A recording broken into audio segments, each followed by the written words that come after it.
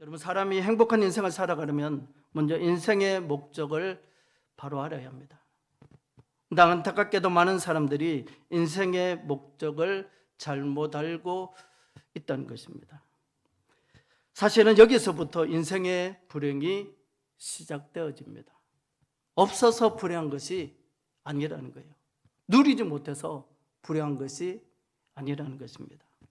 인생의 목적을 바르게 알지 못하기 때문이라는 거예요. 여러분, 그리스도 밖에 있는 사람들, 믿지 않는 사람들은 그럴 수 있지만, 예수를 믿는다고 하지만 하나님의 백성이라고 고백하면서도 인생의 참된 목적이 무엇인지 이것이 분명하게 서 있지 않아요. 그래서 많은 사람들이 예수를 믿음에도 불구하고 없어서 불행하다고 생각합니다. 누리지 못하는 삶이 행복하지 않다고 생각합니다. 인생의 목적을 바로 알지 못하기 때문이라는 것입니다. 그렇다면 여러분, 우리가 인생의 목적을 어떻게 바로 알 수 있다는 것일까요? 바로 기록된 하나님의 말씀, 즉 성경을 통해서 정확히 알 수 있다는 거예요. 여러분, 성경은 세상에 존재하는 모든 것이 우연의 산물이 아니라고 말씀합니다. 그래서 우연의 산물이 아니라는 것은 존재의 목적이 있다는 것입니다. 여러분, 우리가 성경에 보면 하나님께서 천지와 그 가운데 만물을 창조하셨다고 말씀합니다. 창세기 1장 1절에 보면 태초에 하나님이 천지를 창조하시니라 라고 말씀합니다. 또 히브리서 3장 4절에 보면 집마다 지은 이가 있으니 만물을 지으신 이는 하나님이시라 라고 말씀합니다. 여기서 우리가 생각할 것이 있습니다. 바로 하나님께서 천지 만물을 창조하셨는데 하나님께서 창조하신 데에는 그만한 목적이 있으시다는 것입니다. 여러분, 목수는 목재를 가지고 여러 가지 필요한 것들을 만듭니다. 문짝도 만들고 탁자도 만들고 의자도 만들고 집을 짓기도 합니다. 근데 저는 목수가 물건을 만들 때 아무런 목적 없이 만드는 것은 없다는 것입니다. 마찬가지입니다. 그래서 어떻게 전지전능하신 하나님께서 창조하신 만물에 목적이 없을 리가 있겠느냐는 거예요. 여러분, 태초에 하나님이 천지를 창조하시니라, 우리가 이 말씀을 묻는다면 우연히 있는 것은 없다는 거예요. 하나님께서 만드신 분명한 목적이 있다는 것입니다. 더군다나 하나님의 형상대로 지음받은 사람에게 존재의 목적이 없을 리 만무합니다.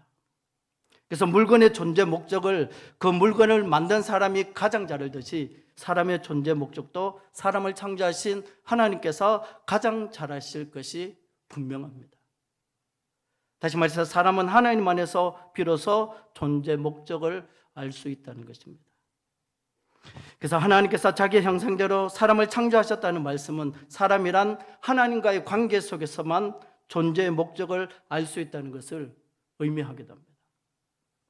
다시 말해서 사람이 어디서 왔으며 무엇 때문에 살며 어디로 가는지를 알려주는 지식은 오직 하나님 말씀을 기록한 성경을 통해서만 우리가 알 수 있다는 것입니다. 여러분, 세상에 많은 학문이 인간이라 무엇인지 정의를 내리고 있습니다. 그러나 그 정의가 무엇이든지 창조주 하나님을 떠난 정의는 완전할 수 없습니다. 왜냐하면 인간을 지으신 하나님께서 인간을 지으신 의도가 분명히 있기 때문입니다. 여러분, 성경은 분명히 하나님께서 우리의 창조주시라고 말씀합니다.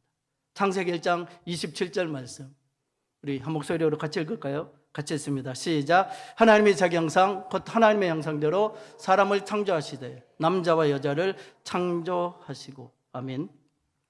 또 창세기 2장 7절에도 보면 여호와 하나님이 땅의 흙으로 사람을 지으시고 생기를 그 코에 불어넣으시니 사람이 생명이 되니라 라고 말씀합니다.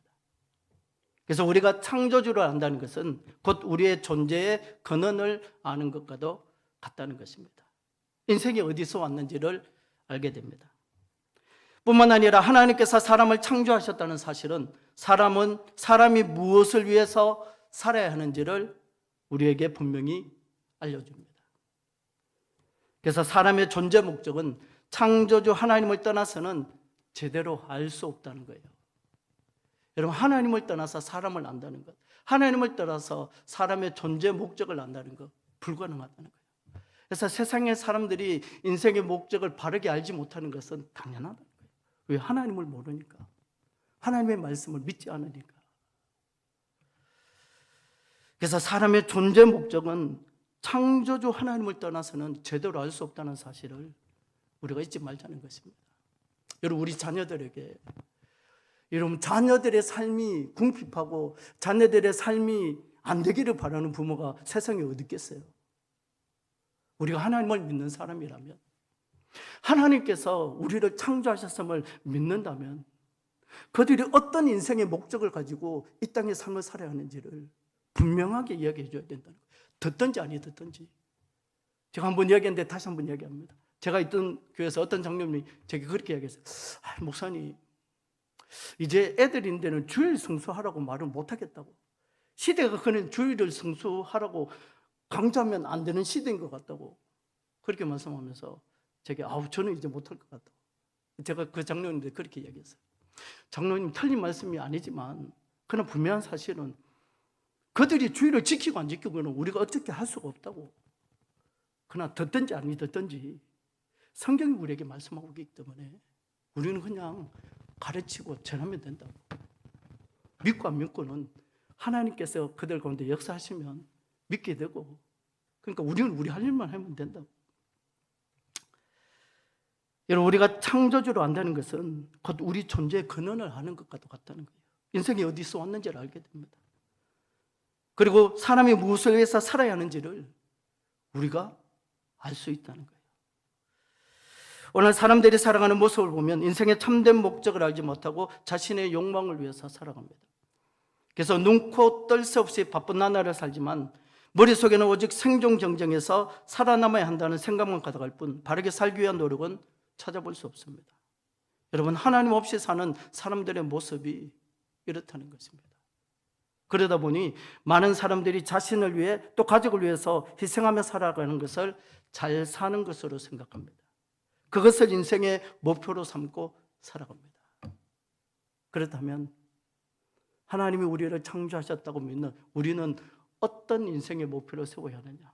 여러분, 우리가 신앙생활하면서 어떤 목표를 세워야 하느냐? 여러분, 우리 신앙생활의 최종 목표는 잘 사는 것이 아니라는 거예요. 우리 신앙생활의 최종 목표는 예수님을 닮아가는 것입니다. 아멘이십니까?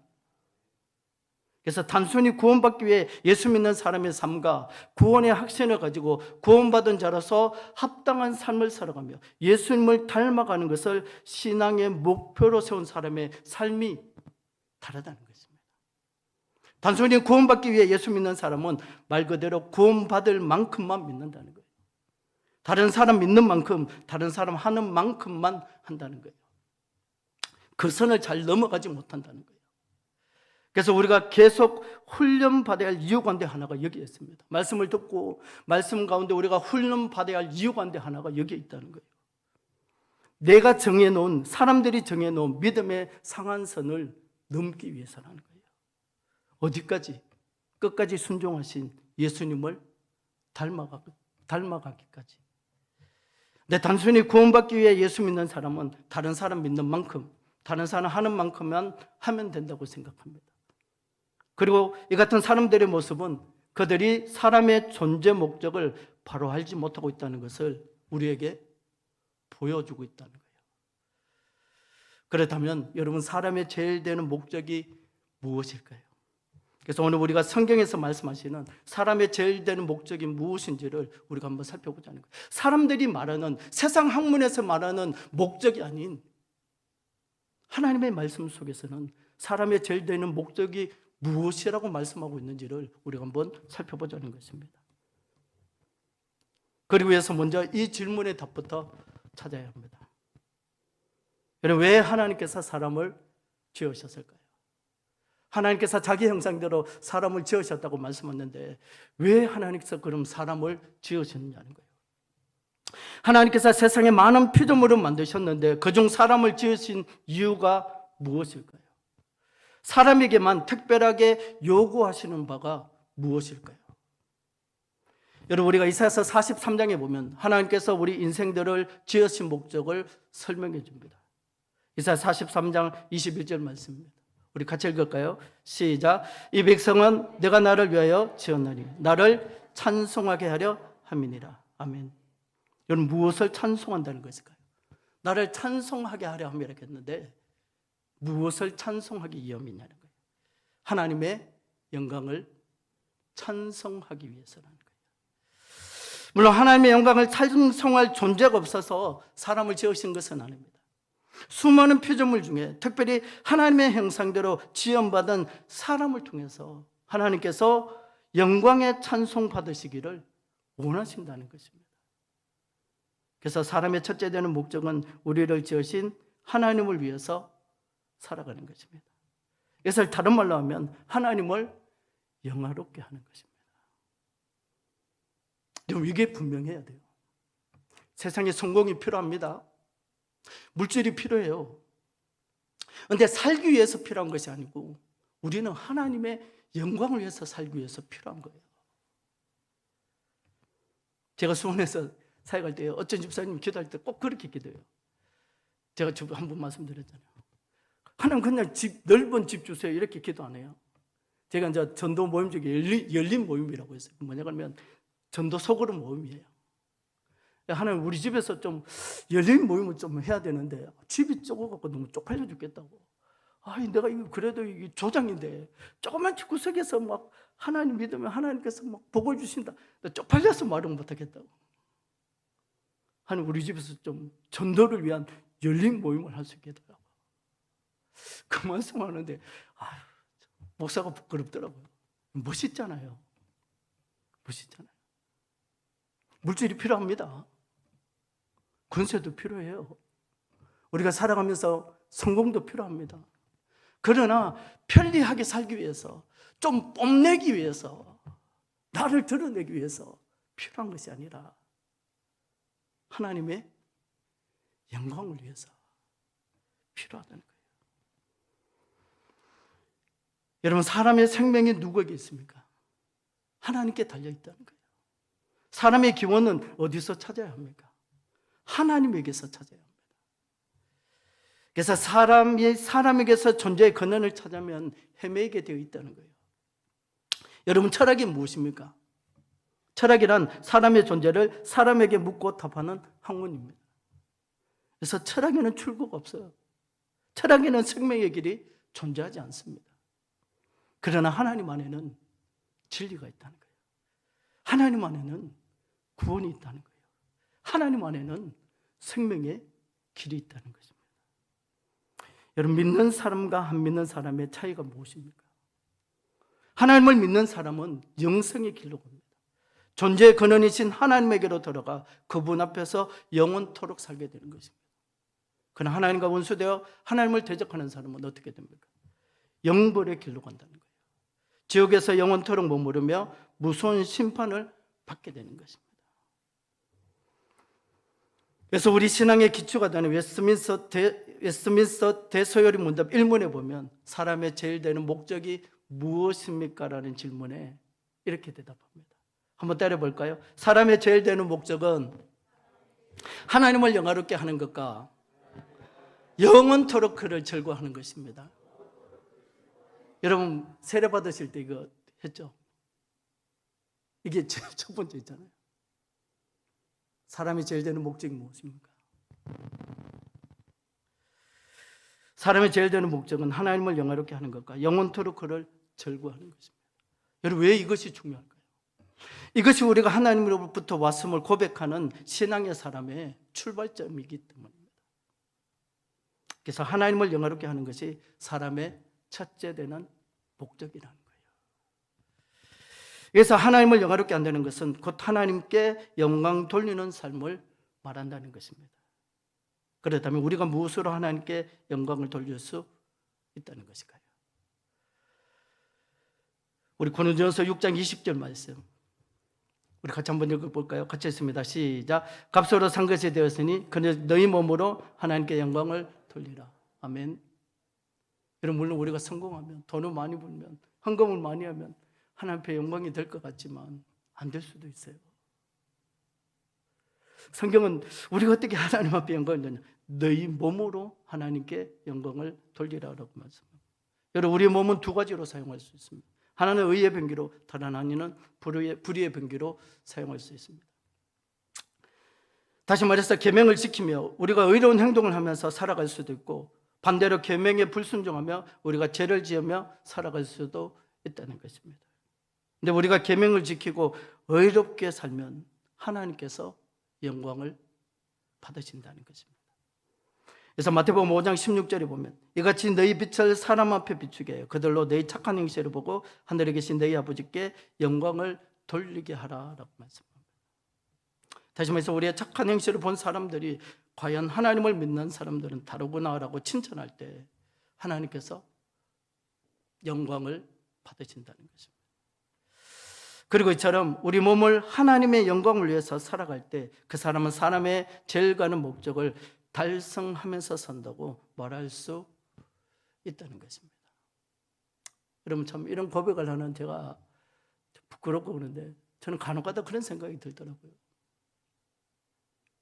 어떻게 보면 제 자신의 다짐일 수도 있고 고백일 수 있어요.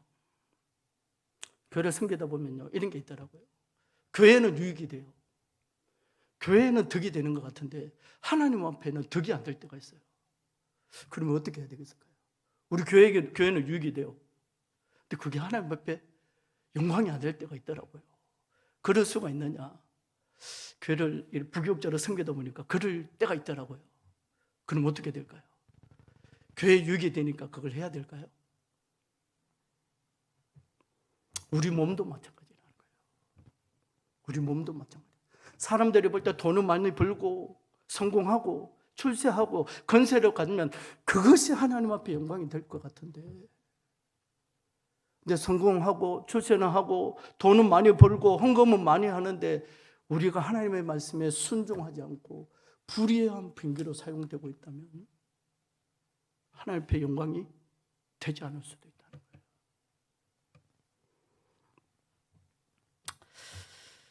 여러분, 우리가 하나님께 영광을 돌린다는 것은 무슨 큰 일을 통해서만 할 수 있는 것이 아닙니다. 그래서 오늘 본문이 이렇게 말씀합니다. 우리 본문 말씀 다시 한번 읽어볼까요? 우리 고린도서 10장 31절 말씀 우리 한 목소리로 같이 했습니다. 시작. 그래도 너희가 먹든지 마시든지 무엇을 하든지 다 하나님의 영광을 위하여 하라. 아멘. 여러분, 우리가 성공할 때만 하나님께 영광이 되는 것이 아닙니다. 많은 물질이 있을 때만 하나님께 영광이 되는 것이 아닙니다. 권세가 있을 때만 하나님께 영광이 되는 것이 아닙니다. 여러분, 오해하면 안 돼요. 필요 없다는 것이 아니에요. 성공할 때만, 물질이 있을 때만, 권세가 있을 때만 하나님께 영광이 되는 것이 아니라는 거예요. 먹든지 마시든지 무엇을 하든지 하나님과 함께 하느냐는 거예요. 여러분, 우리가 코람데오라는 말을 알잖아요. 무슨 뜻이죠? 하나님 앞에서. 하나님 앞에서 행하느냐는 거죠. 이게 쉽지 않더라고요. 여러분, 목사인데도 이게 쉽지 않아요. 부끄러운데 저는 안 되더라고요. 그래서 모든 일을 감당함에 있어서 우리가 분명히 기억해야 할 것이 있다는 거예요. 하나님과 함께 하느냐는 것입니다. 하나님 앞에 영광이 되느냐는 것입니다. 여러분, 우리 믿음의 후손들에게 어떤 일들을 할 때 있을 때 기도해보고 하나님과 함께 하느냐, 그것이 하나님 앞에 영광이 되느냐. 어릴 때부터 여러분 그런 가치관을 세워주면요, 빗나가려고 그래도 빗나갈 수가 없어요. 여러분, 우리가 직장 생활을 해도 장사를 해도 자녀를 양육할 때도 하나님 앞에 영광이 되느냐는 것입니다. 그래서 하나님께서 허락하신 자녀분들 남은 삶이 먹든지 마시든지 무엇을 하든지 하나님과 함께하는, 하나님 앞에 영광이 되는 믿음의 복된 삶이 되시기를 예수님의 이름으로 간절히 축원합니다. 다음으로 사람의 제일 되는 목적은 영원토록 하나님을 즐거워하는 것입니다. 그렇다면 우리가 어떻게 하나님을 영원토록 즐거워할 수 있다는 것일까요? 한마디로 사랑할 때 가능하다는 거예요. 여러분, 하나님을 사랑하십니까? 우리가 하나님을 사랑하되 어떻게 사랑하느냐는 것입니다. 얼만큼 사랑하느냐는 것입니다. 하나님을 사랑하는 사람은 하나님을 즐거워하게 되어 있습니다. 그렇다면 우리가 하나님을 사랑해야 할 구체적인 이유가 무엇이냐는 거예요. 우리가 하나님을 사랑해야 될 이유가 무엇이냐는 거예요. 한마디로 사랑받을 자격이 없는 우리를 하나님께서 먼저 사랑하셨기 때문이라는 거예요. 우리가 사랑받을 만해서 사랑하신 것이 아니라는 거예요. 전적인 하나님의 사랑이라는 거예요. 로마서 5장 8절 말씀 우리 떼어주실래요? 같이 읽습니다. 시작. 우리가 아직 죄인 되었을 때 그리스도께서 우리를 위하여 죽으심으로 하나님께서 우리에 대한 자기의 사랑을 확정하셨느니라. 여러분 여기 보면 우리가 아직 죄인 되었을 때라고 말씀합니다. 그래서 성경은 우리를 사랑하시는 하나님의 사랑에 대한 이야기이기도 합니다. 여러분 우리가 하나님의 사랑을 아무 공로 없이 받았으니 우리가 하나님을 사랑하는 것은 당연한 일입니다. 내가 이만큼 하나님을 섬기고 내가 이만큼 하나님을 사랑했는데 당연한 거란 거예요. 당연한 거. 근데 문제는 하나님을 사랑해야 할 사람이 다른 것을 사랑하니까 문제가 됩니다. 그러다 보니 결국 하나님 아닌 다른 것을 더 즐거워한다는 거예요. 하나님을 즐거워해야 될 사람이 세상을 더 즐거워합니다. 하나님을 즐거워해야 될 사람이 물질과 권세를 더 즐거워합니다. 그렇다면 우리가 하나님을 사랑하되 어떻게 사랑해야 하느냐? 하나님을 사랑하면 하나님을 즐거워하게 되어 있다고 했는데 우리가 하나님을 사랑하되 어떻게 사랑하라고 성경은 말씀하느냐? 신명기 6장 5절 말씀 우리 한 목소리로 같이 읽습니다. 시작. 너는 마음을 다하고 뜻을 다하고 힘을 다하여 이 하나님 여호와를 사랑하라. 아멘. 마음을 다하고 뜻을 다하고 힘을 다하여 하나님을 사랑하라는 거예요. 내가 11조 했으니까 내가 교회에서 이만큼 섬겼으니까 내 할 도리 다 있다고 아니라는 거예요. 우리가 하나님을 사랑하되 내 마음을 다하고 내 뜻을 다하고 힘을 다해서 하나님을 사랑하자는 거예요. 그래서 하나님께서 허락하신 저 여러분들 남은 삶이 마음을 다하고 뜻을 다하고 힘을 다하여 하나님을 사랑하는 믿음의 복된 삶이 되시기를 예수님의 이름으로 간절히 축원합니다. 그렇다면 구체적으로 하나님을 즐거워하는 삶이란 어떤 삶일까요? 한번 따라볼까요? 하나님을 예배하는 삶입니다. 여러분 하나님을 즐거워하는 삶이 뭐냐? 하나님을 예배하는 삶이에요. 여러분 예배를 통해서 우리가 하나님을 체험할 수 있고 하나님을 즐거워할 수 있다는 것입니다. 예배를 통해서 하나님을 체험한 사람은요 예배를 등한시할 수 없어요. 예배를 통해서 하나님을 체험한 사람은요 예배가 기다려져요. 예배를 통해서 하나님을 즐거워하는 사람은요 예배가 기다려진다는 거예요. 여러분 오늘은 많은 사람들이 예배를 등한시합니다. 귀찮아합니다.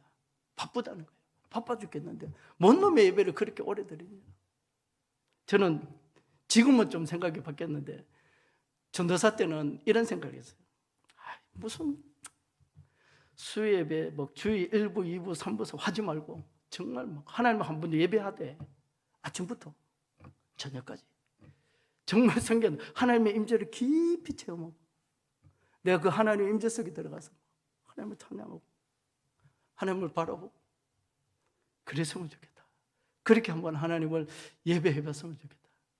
제가 중고등부 애들 데리고 올레이신 경배에 찬양을 갔는데 6시부터 저녁 집회를 시작하는데 새벽 2시까지예요. 그런데 한 번도 안 앉아요. 서서 6시부터 찬양해서 찬양하다가 말씀 듣고 찬양하다 말씀 듣고 새벽 2시에 끝나요. 그럼 6시간이잖아요. 다리 아파 죽겠는 거야. 힘들어 죽겠더라고요.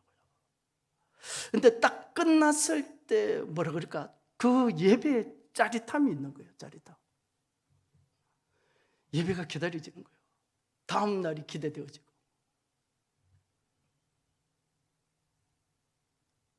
여러분 예배가 하나님을 체험하고 예배가 하나님을 즐거워하는 통로인데 우리가 예배와 멀어지고 있지 않느냐는 거예요. 예배가 귀찮아지고 있지 않느냐는 거예요. 평생 예배 드릴 건데 뭔 놈의 예배를 또 드리냐고. 뭐 그거 한 번 빠진다고 무슨 일 있겠어? 없어요. 아무 일도 안 일어나요. 근데 중요한 것은 제가 이야기하잖아요. 관계예요, 관계. 한번 균열이 가기 시작하면요, 나도 모르는 사이에 그 균열이 점점 커져서 금이 가득나는 거예요. 여러분, 예배가 하나님을 체험하고 절구할 수 있는 통로인데 우리는 예배와 멀어지고 있지 않느냐는 거예요. 예배가 귀찮아지고 왔지 않느냐는 것입니다. 그래서 하나님께서 허락하신 여러분들 남은 삶이 예배를 통해 하나님을 체험하고 예배를 통해 하나님을 절구할 수 있는 믿음의 복된 삶이 되시기를 예수님의 이름으로 간절히 축원합니다. 여러분, 말씀 뵙겠습니다. 사랑하는 성도 여러분, 대부분의 사람들이 행복을 인생의 목적으로 삼고 살아갑니다. 그래서 나름대로 행복의 조건을 세우고 그 조건을 채우기 위해 수단과 방법을 가리지 않습니다. 그러나 그것이 우리에게 행복을 주지는 못합니다. 편리와 만족감을 줄 뿐 우리를 행복하게 하지는 못한다는 거예요. 우리가 행복하려면 인생의 목적을 바로 알아야 합니다. 우리가 어떻게 인생의 목적을 알 수 있습니까? 인간을 창조하신 하나님 안에서 비로소 인생의 참된 목적을 알 수 있다는 거예요. 그래서 사람의 제일 되는 목적은 창조주 되신 하나님을 영화롭게 하는 것입니다. 먹든지 마시든지 무엇을 하는지 하나님과 함께하는 삶이 하나님을 영화롭게 하는 삶이라는 것입니다. 또 사람의 제일 되는 목적은 하나님을 영원토록 절구하는 것입니다.